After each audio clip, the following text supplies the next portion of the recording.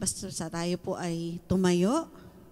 Nakakatuwa kasi yung mga testimony in tune dun sa pag-aaralan natin ngayon. Amen po ba? So, sabay-sabay po nating basahin. 1, 2, 3.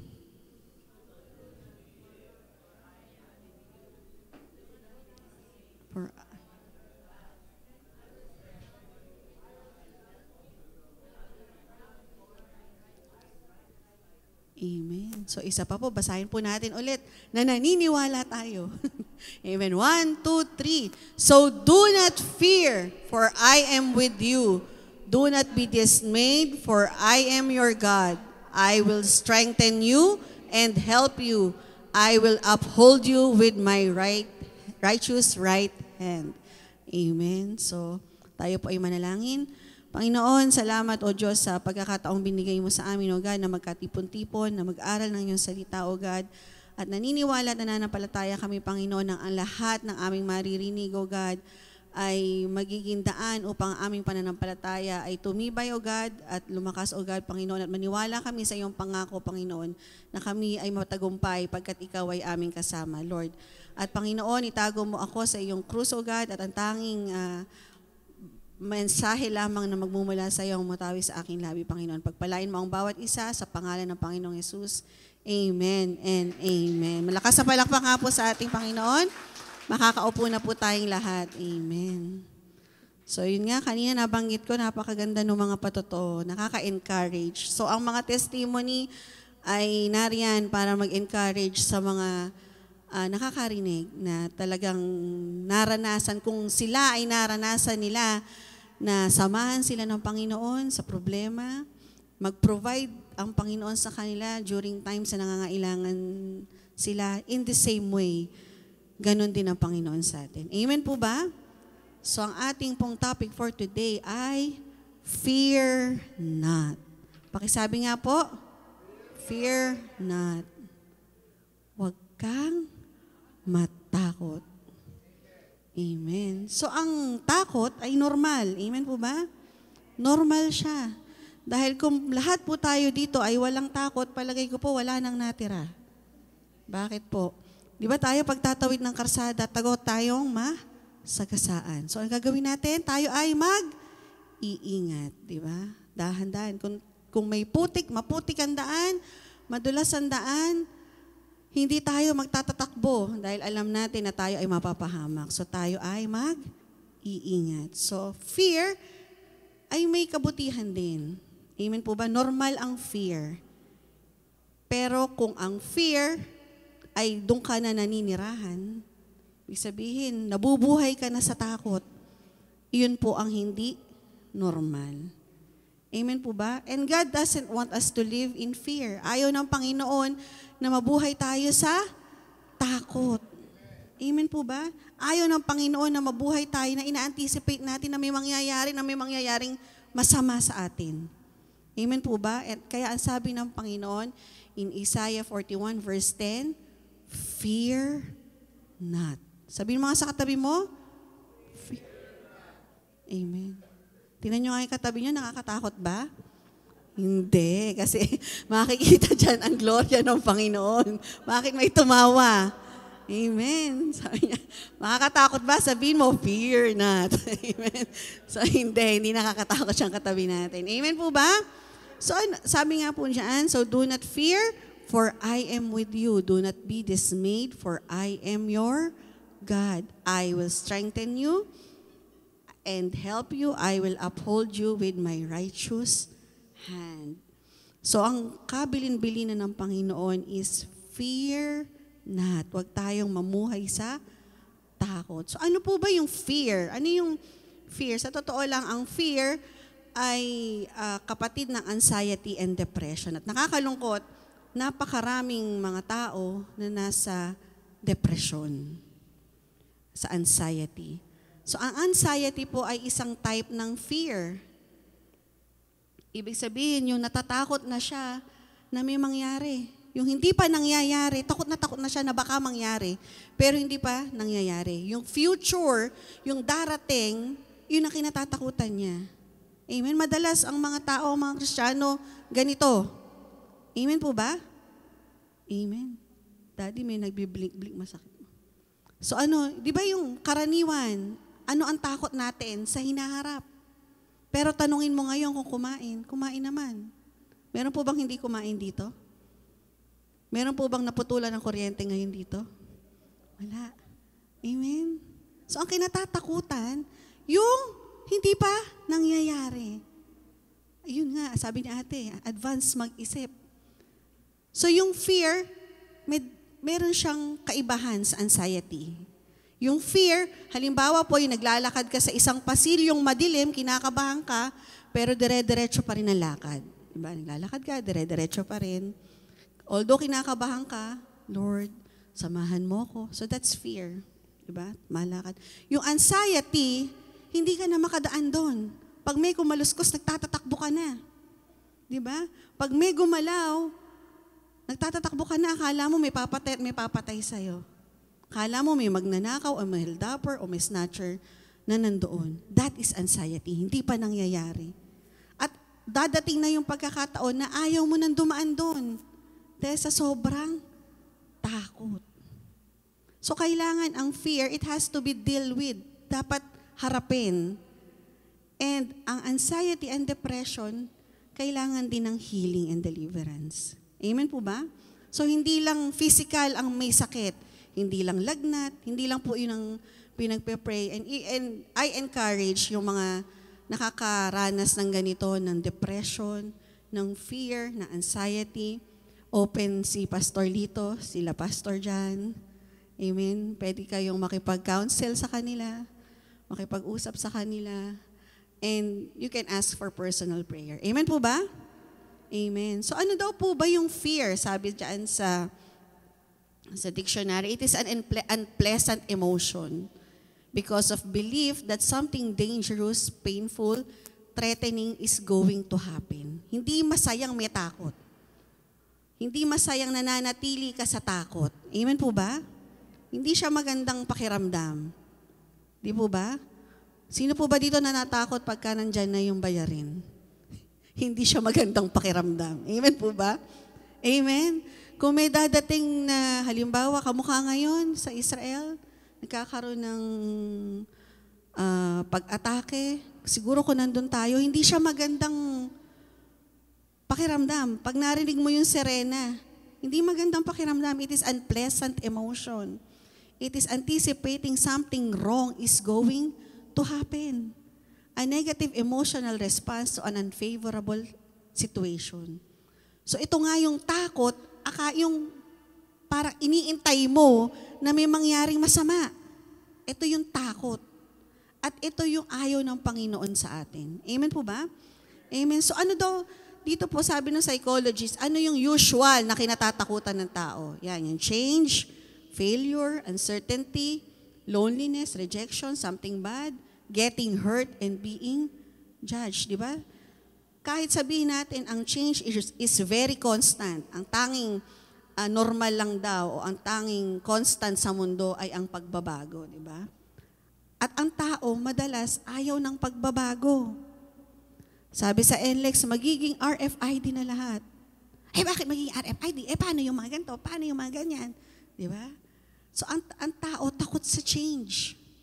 Magkakaroon daw ng one ID. Bakit na naman magkakaroon ng one ID? Paano yun? So, nagkakaroon ng fear. Failure. Ano yung failure? Nakakahiya. Ayaw mong magkamali. But failure, paalala lang po, ang failure is a situation, yung nangyari. Ang failure ay hindi adjective ng tao. Kung tayo man ay nag-fail, kung tayo man ay hindi, ano ba sa Tagalog ang failure? Ayun, kung tayo man ay nabigo, hindi tayo nananatiling bigo. Situation lang siya. Amen po ba? We will not remain a failure. Amen po ba? Kung yung anak natin, hindi mataas ang grade, hindi yun failure. Nagkataon lang na magaling sa arts. Amen po ba? Amen. So, hindi siya failure. Ikaw, sabi mga sa katabi mo, hindi ka failure. Hindi ikaw yun. Amen. Yung uncertainty, yung mga bagay na walang kasiguruhan. Di ba, nung pandemic, hindi natin alam kung kailan magbubukas. Pero ang bayarin natin lumalakad. Amen po ba? So ang dami, nakakalungkot. May mga kilala kami na na kinuha yung sariling buhay because of uncertainty. Kinain siya ng fear.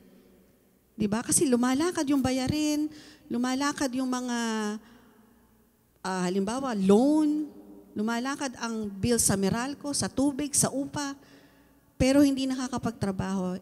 Uncertainty, maraming kinakain ng takot. Amen?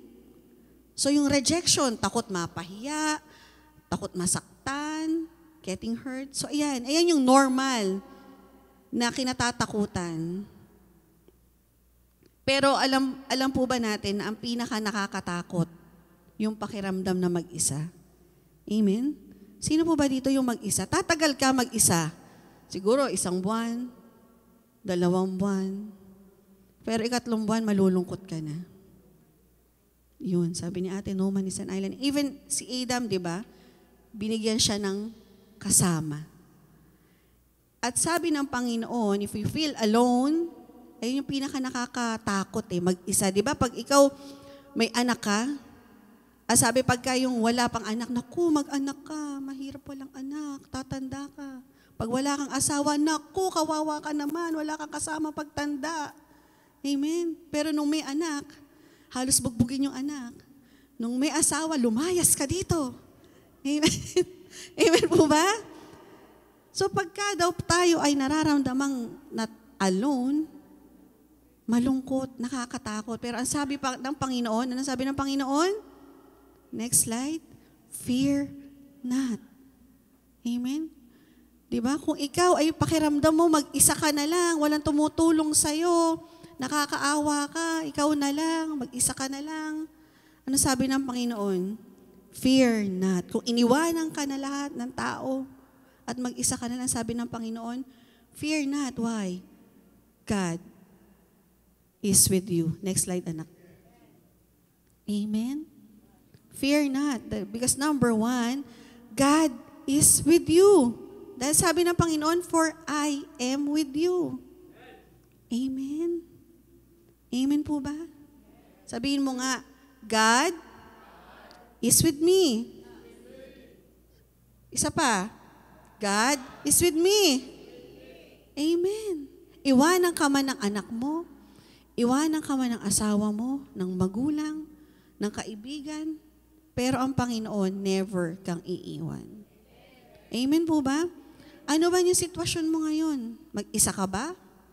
Kasama mo ang Panginoon. And if God is with you, sabi nga kanta kanina, who can stand against you? Amen po ba? Kailangan po bang matakot dahil mag-isa? No, because God is with us. Amen po ba? So in Daniel 3, verse 22 to 25, basahin nyo na lang po yung Daniel 3. Ang nandyan po ay yung kay Shadrach, Meshach at Abednego. Kung naalala po natin, pinag-aralan natin yan before, sila yung 3 kabataan na hindi lumuhod sa Diyos ang ginawa ni King Nebuchadnezzar. Naalala po ba natin? Kung hindi po natin naalala, pag-uwi po natin, basahin po natin, napakaganda po niyang yung chapter na yan sa Daniel chapter 3. So, ang nangyari dyan, pinatawag. Sabi, may mga sumbongero. Pinatawag ngayon ni Haring Nebuchadnezzar yung 3. At ang sabi, totoo ba, nung narinig nyo yung instrumento, hindi kayo lumuhod? Sa Diyos ang pinagawa ko? Ang sabi ng 3, opo. Naku, lalong nagalit si Haring Nebuchadnezzar. Ano ginawa? Yung pugon, pakita mo nga anak yung pugon, yung next slide. Ayan yung pugon. Yung nung araw, hindi exactly iyan, pero ganyan yung furnace or yung pugon. So yung pugon na regular heat, ginawa pa sa galit ni Haring Nebuchadnezzar, ginawa niyang 7 times hotter. Mainit na, pinainit pang lalo. 7 times hotter. At sa sobrang init, yung naghulog dun sa 3, namatay. Ganong kainit. Inabot yung mga soldiers na naghulog sa kanila diyan, inabot. namatay. So, ganun siyang kainit. Nasa labas pa lang, namatay na yung nagdala. So, nakita nyo kung gaano kainit? So in verse 24, ang sabi diyan, were there 3 men that we tied up and threw into the fire? Di ba 3 yung hinulog natin doon sa pugon? Pero bakit 4 yung nakikita ko? Sabi ni Haring Nebuchadnezzar. 3 yung itinapon. Di ba? Si Shadrach, Meshach at Abednego. Pero ang nakikita ni Haring Nebuchadnezzar, ilan? Why? Because God is with them. Amen po ba? Lakas sa palakpak nga po sa Panginoon. Nasaan? Kasama nila sa loob ng pugon. Amen po ba? So ano ba yung sitwasyon natin ngayon? Kasintindi ba nito? Wala tayo sa pugon. Tayo pinupukol ng problema. Tayo ay pinupukol ng pagsubok. Sila ipinukol sa loob ng pugon. Sinamahan ng Panginoon. Amen po ba? Lalo na tayo na pinupukol lang ng problema. Problema lang yan, kasama natin ang Panginoon. Amen po ba? Malakas sa palakpak nga po sa Panginoon. And God never changes. He is the same yesterday, today, and tomorrow. Kung sinamahan niya yung 3 sa loob ng pugon, sasamahan ka rin ngayon. Amen po ba? Ano po ba yung problema kinaharap natin ngayon? Ano ba yung sitwasyon natin ngayon? Kumpara natin sa 3 ito na nasa loob ng pugon. Natakot po ba yung 3? No. Sino dito magvo-volunteer ulit? Dadalhin sa pugon? Wala. Pero ang mahalaga kung ano man yung sitwasyon mo, kapatid, kasama mo ang Panginoon. Amen po ba? Malakas sa palakpak nga po sa ating Panginoon. At sabi diyan, kahit nung inilabas yung 3, wala kahit amoy ng usok. Wala kahit yung dulo ng buhok na nasunog. Wala. Amen po ba? Nakalabas sila. Nakalabas sila ng pugon na hindi na paano. Kahit yung dulo ng buhok, hindi nasunog. And that is how God is doing with us also. He is protecting each and every one of us. Amen? Amen. Malakas sa palakpak nga po tayo sa ating Panginoon. So nakalagay po dyan in Romans 8:31-32, if God is for us, who can be against us? He that spared his own son, but delivered him up for us, how shall he not with him also freely give us all things? Kung ikaw, binigay sa'yo ang Panginoong Hesukristo na anak niya, ano ang hindi niya kayang ibigay sa'yo? Amen po ba? Diba? Tayo, yung anak natin, very precious. Ayaw nating makagat ng lamok, ayaw nating madapa, ayaw nating masaktan. Pero ang Panginoon ibinigay para sa'yo, para mamatay sa krus. Ano ang hindi kayang ibigay ng Panginoon sa atin? Amen po ba? Kaya tinan mo yung katabi mo, mahal ng Lord yan. Sabi mo, mahal ka ni Lord. Amen. Mahal ka ni Lord. Amen. Ano yung hinihiling mo sa Panginoon, kayang-kayang ibigay ni Lord yan. Amen? For God is with you. Amen po ba? Amen. And if God is for you, who can be against you? Problema lang yan. Trials lang yan. Amen? Sino ba dito alam yung passes? Di ba? Yung mga passes, pag pinakita mo, dire-diretso ka na. Di ba? Halimbawa, yung mga pang mayayamang subdivision, di ba? Pag wala kang sticker, hindi ka makakapasok. Pero pag sinabi mo yung pangalan, halimbawa, pamangkin ako ni ganito, pasok, di ba? Sige, tatawag pa yon. Andito si ganito. O, sige, papasukin mo yan. Amen? Di ba? Makakapasok ka. How much more kung kasama mo? Di ba? Yung may-ari nung sa loob ng subdivision, kasama mo sa sakyan mo. Di ba? Pag binaba mo yung bintana at nakita, ay, sige sir, pasok na. Kasama nyo pala si Sir, di ba? Sir Sobel, Sir Ayala, di ba? Yung mga mayayaman. Di ba? Pero imaginein mo na nasa lugar ka ng problema at ibinaba mo yung bintana sa sasakyan mo at kasama mo ang Panginoon. Amen? Sino ang kasama mo? Si Lord. Ilalabas ka niya kung anumang problema at suliranin ang meron ka ngayon. Amen po ba? Malakas sa palakpak nga po sa ating Panginoon. So ano ang dapat nating ikatakot? Kasama natin ang Panginoon. Number 2, when we feel weak, di ba isa pang kinatatakutan natin, nakakapanghina. Lord, napakarami kong problema. Kinakain na ako ng problema, patong-patong, sunod-sunod. Eto na naman, hindi matapos-tapos, napakarami kong problema. Hinang-hina na ako. Pagod na ako. Bibigay na yata ako. Dami kong problema sa anak, sa asawa, sa magulang, sa negosyo. Diba? Lord, hinang-hina na ako. Puro na lang ako, hindi ko na kaya. Ano sabi ng Panginoon? Fear not. Sino po ba dito nakakaranas ng panghihina? Lahat. Diba? Lahat tayo may nakakaranas ng panghihina. Pero ang sabi ng Panginoon, fear not. Dahil, ano sabi? God is our strength. Ang sabi diyan, I will strengthen you. Yung una, God is with us. Number 2, God is our strength. Kaya tayo nahihirapan kasi tayo ang lumalaban. Kaya tayo ang nahihirapan, kaya tayo ang nanghihina, tayo ang kawag ng kawag. At kung tayo lang, talagang manghihina tayo, tumakbo ka nga lang ng 1 oras, pagod ka na eh. Amen?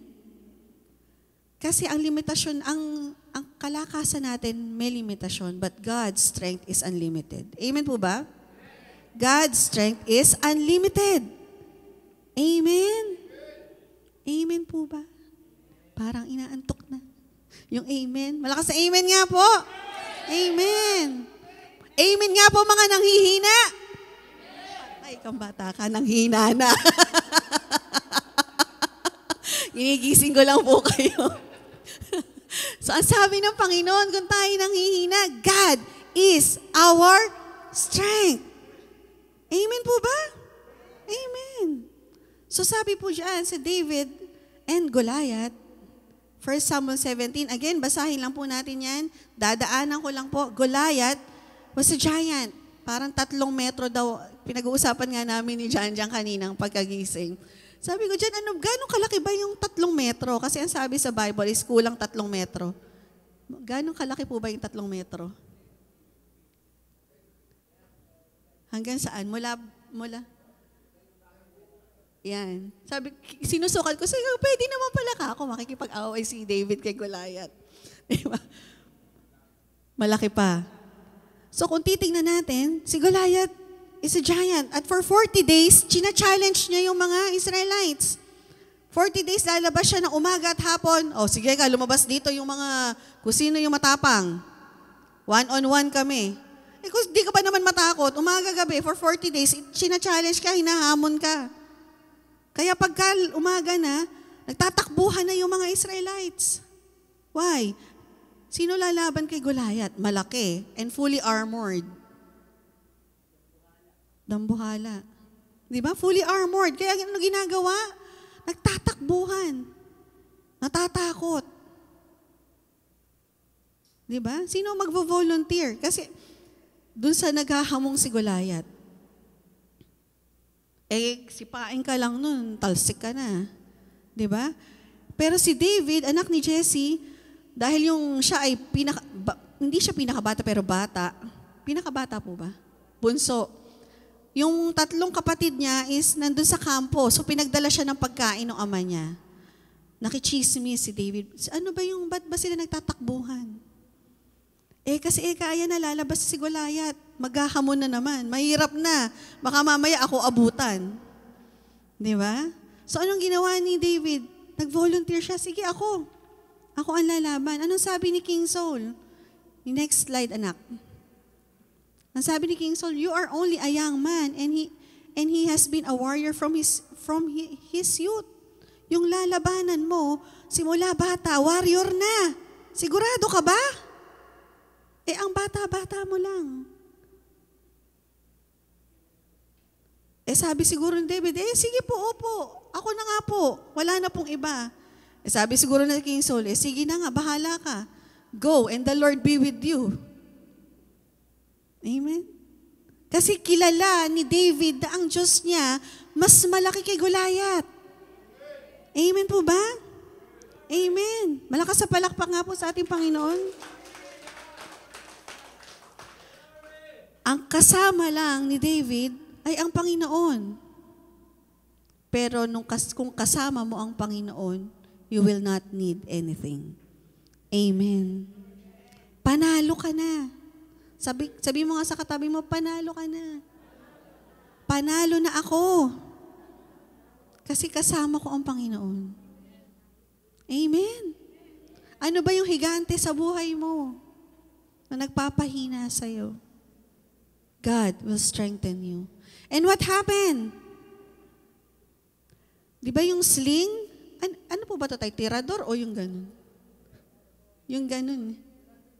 Parang yung pinaiikot, di ba po? Kasi iba yung tirador eh. Sling, so yung sling yung ginaganon. How many chances na tamaan mo yung higante? Tatamaan mo pero hindi fatal. Why? Because God is His strength. Amen? Ano nangyari? Bumuwal. So sabi diyan, yung balik tayo anak. David said to the Philistine, you come against me with sword. Anong hawak? Sword and spear and javelin. But I come against you in the name of Lord Almighty. Malakas sa palakpak nga sa Panginoon. Hindi mo kailangan labanan yung laban mo. Amen po ba? Si Lord ang lalaban para sa iyo. Amen. Malakas sa palakpak nga sa ating Panginoon. Hindi, sabi ni David, hindi kita kaya. Alam ko, hindi kita kaya. Sa gamit pa lang, hindi kita kaya. Pero alam ko, kaya ka ng Diyos ko. Amen? Malakas sa palakpak nga sa ating Panginoon. So ikaw, sa ating kalagitnaan, ano yung giant sa buhay mo? Amen ba? Isipin mo nga kung ano yung giant sa buhay mo. Kayang-kaya ng Lord yan. Amen. Hindi ka kayang pahinain yan because God is your strength. Amen po ba? Amen. So sabi dyan, so David triumphed over the Philistine with a sling and a stone. Without a sword in his hand, he struck down the Philistine and killed him. Stop fighting our battle. Let God fight our battle. Amen po ba? Malakas sa palakpak nga sa ating Panginoon. Are we encouraged? Yes. Sabi nga, ito yung binasa kanya ni John, 2 Samuel 22 verse 33. Malakas na malakas nga, sabay-sabay po nating sabihin. Bigkasin. 1, 2, 3.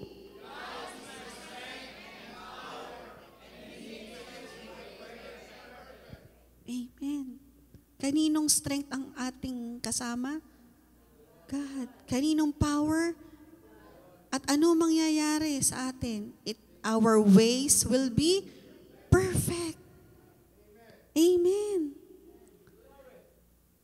Life's trial are exhausting, di ba? Nakakapagod yung mga kinakaharap natin sa mundo.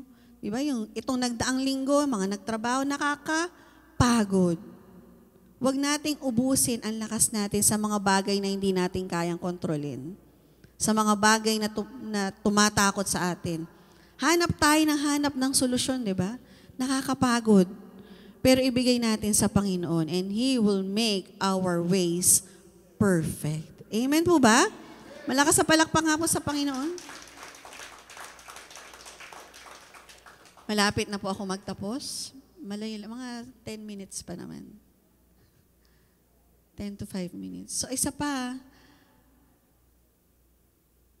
na kinatatakutan natin, yung helpless. Ano ba sa Tagalog ang helpless? Walang tulong, hindi. Ano ba yung halos hindi mo na kayanin. Wala ka ng kakayanan. Napapagod ka na. Di ba? Minsan sa buhay natin, napakasarap marinig, lalo na ng mga ina. Sino po ba mga nanay dito? Taas ang kamay. Napakasarap marinig na, mapahinga ka na, ako na mag-uurong. Ay, sarap. Mapahinga ka na, ako na maglilinis ng bahay. Naku, kasarap. Sana all, sabi. Pahinga ka na, ma. Mag-shopping ka. Ito pang shopping. Wow, sabi. Di ba? Napakasarap marinig nun. Kung tatay ka, sarap marinig na, Dad, eto pera oh. Pambili mo ng gusto mo. Pahinga ka muna. Amen ba?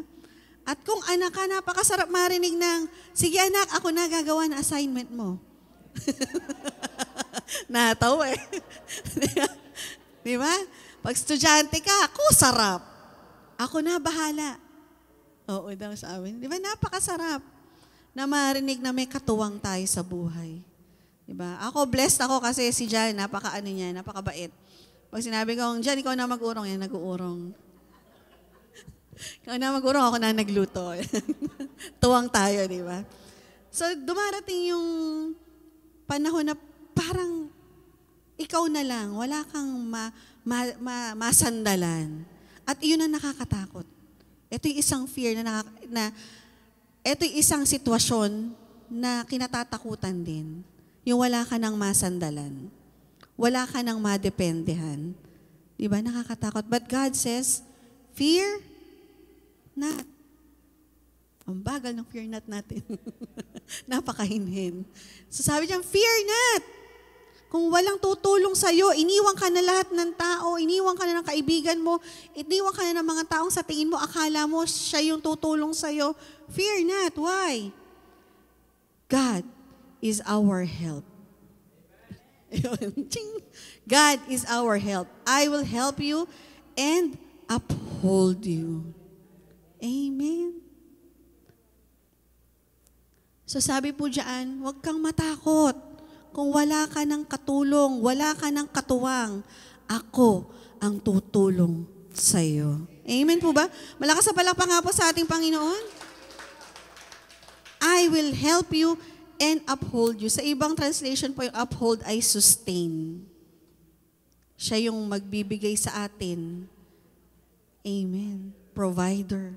So, ang sabi po dyan, in Psalm 46 verse 1, God is our refuge and strength and ever-present help in trouble. Sa ibang translation, always ready to help in times of trouble, in times of trial, in times when we need God. Yung wala na tayong ibang mahinga ng tulong, kundi ang Panginoon na lang. He is always ready to help. Amen po ba? Ano mang bagyo yung dumaan sa buhay natin, iwan man tayo ng lahat, wala man tayong katuwang, di ba? Kung wala man tayong mapagsabihan, ang Panginoon ang tutulong sa atin. Amen po ba? Kung si Shadrach, Meshach at Abednego sinamahan ng Panginoon sa pugon na naglalagablab, ikaw din. Sasamahan ka ng Panginoon sa anumang bagyo, anumang giant, anumang pagsubok ang meron tayo ngayon. Amen ba? Amen ba? Ikaw at ako tayong lahat kasama ang Panginoon. Lalabas tayo ng walang galos, mas malakas, mas matagumpay dahil ang kasama natin ay ang Panginoon. Amen po ba? Napakasarap po ng pangako na ito ng Panginoon. Huwag kang matakot. Amen. Sa dami ng naririnig nating negative, di ba? Sa dami ng nakikita nating negative, sa dami ng nababalitaan natin, di ba? Ang social media, napakaraming negative. Nakakapangpahina, nakakapampalumo, nakakatakot, but God says, fear not. For He is with you, He will strengthen you, He is ready to help and sustain you. Amen ba? Amen. Malakas na palakpak nga po sa ating Panginoon. So matatapos na ako sa fear not. So ang sabi niyan, change our focus. Huwag tayong mag-focus dun sa mga bagay na kinatatakutan natin. Amen? Huwag tayong mag-focus dun sa problema. Huwag tayong mag-focus dun sa wala. Mag-focus tayo sa Panginoon. Kung ano ang meron tayo. At ngayon ay ang Panginoon. Kilalang kilala ka na ng Panginoon. Kilala tayo ng Panginoon. At bago pa dumating yung problema, bago pa dumating yung pagsubok, alam na ni Lord kung paano ka ilalabas sa sitwasyon na yan. Amen po ba? And God is bigger than any trials we have, in any problems we have. Amen po ba? Amen. Are we blessed? Amen. So ngayon, matatakot pa po ba tayo? Mananatili po ba tayo sa takot? No, amen. Always remember, ang sabi nga po, number 1, God. Number 2. Number 3. Amen. God is ready to help. Tayo po ay tumayo. Tayo po ay aawit. Tayo nagpapasalamat na dahil yung mga problema natin, yung mga isipin natin, yung mga bayarin natin, nagtagumpay na tayo dahil kasama natin ang Panginoon. Amen po ba? Oh, hindi.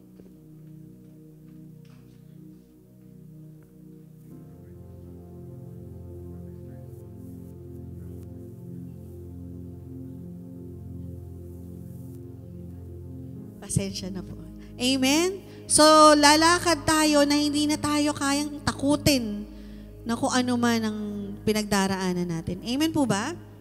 Amen? So, malakas na palakpak sa ating Panginoon na tayo, ngayon pa lang, ide-declare na natin ang katagumpayan. Amen po ba? Hindi dahil magaling tayo, hindi dahil magaling man ang ating katabi, kundi alam natin ang Panginoon na higit sa anumang sitwasyon ng meron tayo ngayon. Amen po ba?